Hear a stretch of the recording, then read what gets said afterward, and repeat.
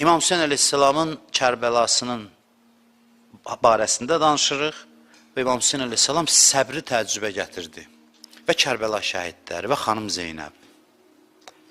Həqiqətən səbri təcrübə gətirdilər. Ona görə də Kərbəla keyf vadisidir, ləzzət vadisidir. Mən Kərbəlaya gedəndə hərdən istəyirəm ki, hərəmə gedim, nə namaz qılım, nə dua eləyim, nə hacət istəyim. Hərdən məndə, bilməm gedənlərdə olur ya, yox. Bəzi günlərdə elə bir hal olur məndə ki, bir dəfə qismət olsa gedəndə, gedin oturun zərihin yanında, ləzzət alın. Görsən ki, başdan ayağa hərəm ləzzətə qərq olub. Vallahi belədir. Kərbəlada belə bir hal var. Bir son nəyin ləzzətidir? O aşiqlər ki, səbirdən orada ləzzət alıblar, həmin məkanda olub, o sirayət eləyib ora, gedirsən, sən də düşsən o ləzzətin təsirinə. Adam hərdən Kərbəlaya sırf ləzzət üçün getmək istəyir, vallahi. Gedin müşahidə eləyəsən, heç bəzən hacət üçün istəmirsən, çox vaxtı Kərbəlada ümumiyyətlə hacət çox yada düşmür. Çünki ləzzət vadisidir. Ləzzət vadisidir. Ora qədəm qoyanda bir dəfə zərihə elə ləzzət niyyəti ilə baxın görəcəksiniz. Hərdən adam bir şeydən ləzzət almaq istəyəndə verir adam ona görə. Baxın ki, baxırsan, görürsən ki, adam məst olur orada, məst sözün əsl mənasında. Aram olur, çıxmaq istəmirsən oradan. Heç nə dünyan yadına düşür, nə axirətin, nə hacətin, nə kim yadına düşmür.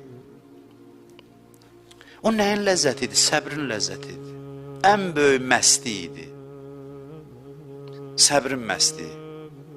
Nə qədər beyt şeirlər yazılıb ki, mən təəssüf ki, yaddaşımda şeir qalmır axır vaxtlar, əvvəl yaxşı qalırdı.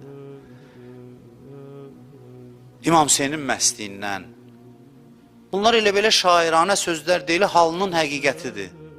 Mən ona görə də şairləri dəvət edirəm ki, Kərbəlanın ancaq müsibətindən yazmasın, məstiyindən yazsın, ləzzətindən yazsın.